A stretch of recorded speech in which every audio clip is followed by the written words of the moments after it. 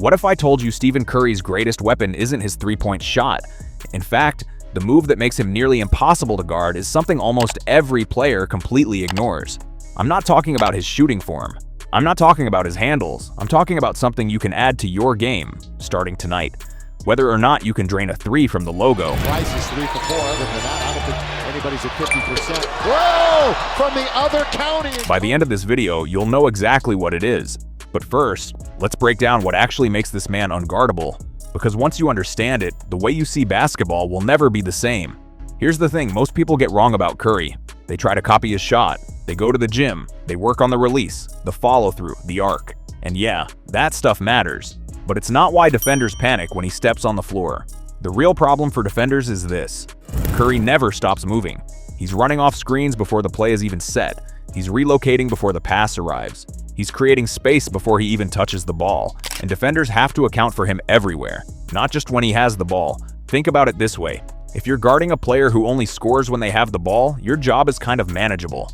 But if you're guarding someone who's a threat even when the ball is 40 feet away, that's a completely different puzzle. That's what Curry does to defenses every single night. Right into the front court. Draymond finds him another three. Got it! 60! 4 things make him elite. Constant movement without the ball. Elite conditioning so he never gets tired doing it. Quick decision-making so he knows exactly what to do the moment the ball arrives.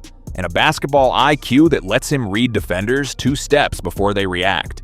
You don't need to be a genetic freak to develop any of those 4 things. You just need to know how. So let's get into it. Starting with the foundation of everything Curry does, his footwork. I know, not the sexiest topic, but right here is where Curry separates himself from 90% of shooters. Let me show you exactly what he does. First, the hop step. When Curry catches the ball off movement, he doesn't just plant his feet and shoot. He hops into a shooting position, both feet landing at the same time. This does 2 things. It stops his momentum so his upper body stays balanced, and it gives him a consistent platform every single time, no matter how he approached the catch. You're balanced before the ball even gets there. That's the goal. Status for Game 5 up in the air. Curry got a 3! Second, the 1-2 shooting step. On catches coming from side to side, Curry uses a 1-2 footwork rhythm, inside foot first, then outside foot, to snap into his shooting stance. Watch his feet in slow motion and it looks smooth and rhythmic, like music. That's not accident. That's thousands of reps of the exact same movement until his body does it automatically. Set to Curry. Finds some daylight, he'll shoot. Third, relocating after you pass. Watch Curry after he gives up the ball. He is never still. He immediately moves to a new spot on the floor. Steph hustling back to shoot that 3. This does 2 things. It keeps the defense occupied, and it puts him in position for the next opportunity. Standing still after a pass is the single most common mistake casual players make. Don't do it. He'll track it down.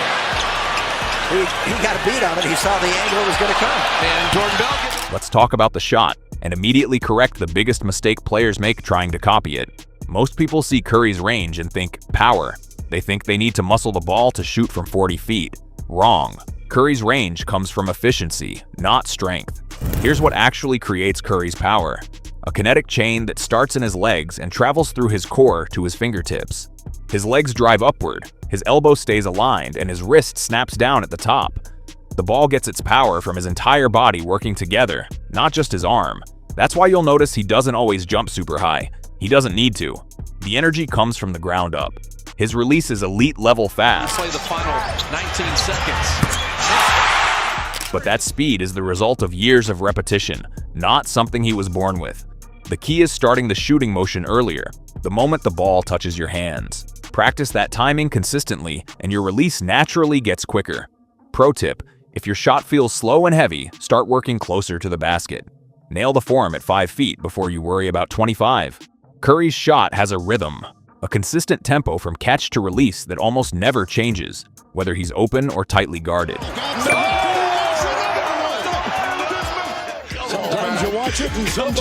It's almost like a song he plays the same way every time.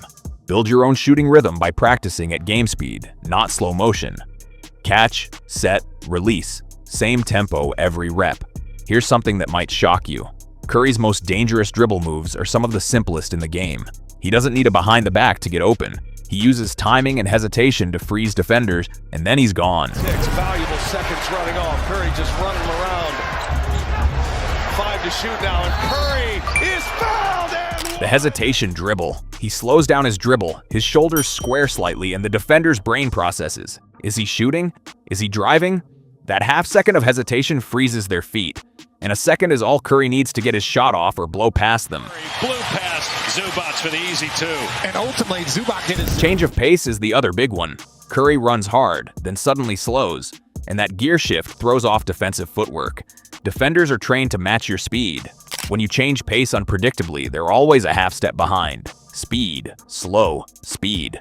Master that rhythm and you'll get open looks you never knew were there. Last thing on handles, Curry almost never over-dribbles. He picks up his dribble when he's ready to shoot or pass. Not before, not after. Every extra dribble is a wasted second the defense uses to recover. When you get the ball in position, trust your footwork, make your move, and commit. That decisiveness is what makes him so hard to read. You see Rivers, the energy he expends. Catches up to step, but fouled him from behind, and Curry an opportunity. Stephen Curry's greatest skill isn't shooting. It's what he does after he passes the ball. Most players pass and freeze. They stand and watch. They become spectators. Curry passes and immediately moves, cuts toward the basket, relocates to a better spot, or sets up the next play by moving his defender out of position. He's creating scoring opportunities while the ball is in someone else's hands. He's almost invisible to casual viewers because they follow the ball, but coaches and defenders see it, and it drives them absolutely crazy. Here's why this matters for you specifically. Off-ball movement creates open shots. It creates driving lanes. It pulls defenders out of position and opens up your teammates. And you can master this even without elite shooting. If you're moving intelligently without the ball, you become a threat. Defenses have to account for you.